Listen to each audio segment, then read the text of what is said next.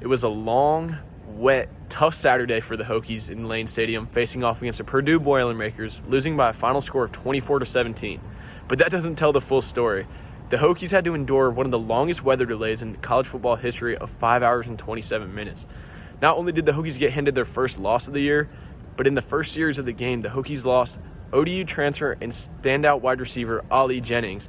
Looked like he had a lower leg injury. No details at this point, but we'll give you more updates throughout the week. And in the fourth quarter, they also lost standout wide receiver Jalen Lane, the transfer from Middle Tennessee. Two veteran leaders in this room that potentially could miss some game time. So younger guys are going to have to step up. One of these younger players is going to be DeJuan Lofton. Now, DeJuan Lofton, he was here last year, and now with Nick Gallo's injury, he is now the Hokie coming back with the most receiving yards from just a year ago. Last year, he managed 22 catches for 254 yards and 2 touchdowns. But Lofton on Saturday only had 30 snaps and 3 targets with 0 receptions. Look for his snap count to increase with Jennings and Lane potentially having to miss extended time. Another guy who played last year burnt his freshman redshirt year, Tucker Holloway. Now, Holloway last year, he was mostly a special team specialist returning punts. This year, coming into the season in camp, he had a couple small injuries, so he had a slow start. But on Saturday, with those injuries, he had 9 snaps and 2 targets, and he managed 1 catch for 6 yards, as well as being back there on a couple punts. Watch his snap count also increase with those guys having to miss some time.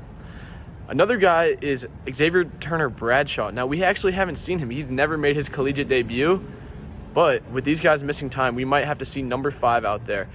Fontel Mines has spoken very highly of him, the wide receivers coach, saying he's almost like a jackrabbit in his speed and twitchiness. So we'll see if he makes an impact as the season rolls on.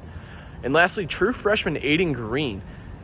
He saw 13 snaps on Saturday. He was never targeted, but he's shown so many good things throughout spring and fall. He stayed healthy.